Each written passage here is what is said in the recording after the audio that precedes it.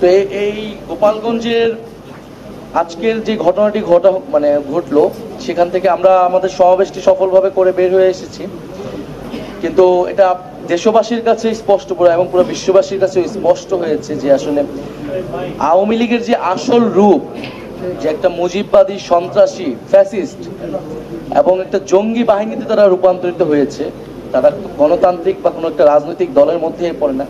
সেই রূপটা কিন্তু আজকে গণ অভ্যুত্থানের এতদিন পরে আবারও জনগণের সামনে, দেশবাসীর সামনে স্পষ্ট হয়েছে।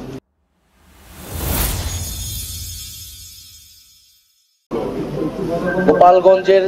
ফ্যাসিস্ট বাহিনীর,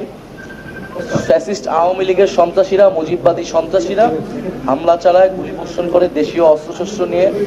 আমাদের গাড়ি বহরে হামলা করে এবং সেখানে যারা নিরাপত্তা বাহিনী ছিল, আইন শৃঙ্খলা বাহিনী এবং সেনাবাহিনী, তাদের উপরে হামলা চলায় এবং এক পর্যায়ে তাদের সহায়তায় আমরা সেখান থেকে খুলনায় চলে আসি এবং আমাদের আজকের যে পথসভাটি ছিল মাদারীপুর এবং শরীয়তপুর, সেটি স্থগিত করা হয়েছে সেই আজকের এই ঘটনার কারণবশত। গোপালগঞ্জের ভিতরে এই ফ্যাসিস্টদের একটা আশ্রয় কেন্দ্র হয়ে উঠেছে এবং পুরা সারা দেশের যাদের নামে মামলা রয়েছে,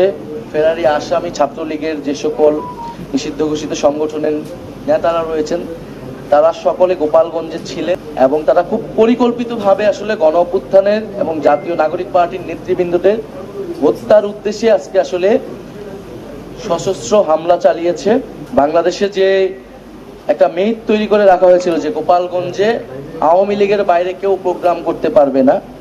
এই মেইট আজকে জাতীয় নাগরিক পার্টি ভেঙে দিয়েছে। জাতীয় নাগরিক পার্টি যেহেতু চ্যালেঞ্জ নিয়েছে 30 দিনে তারা 64 জেলায় যাবে,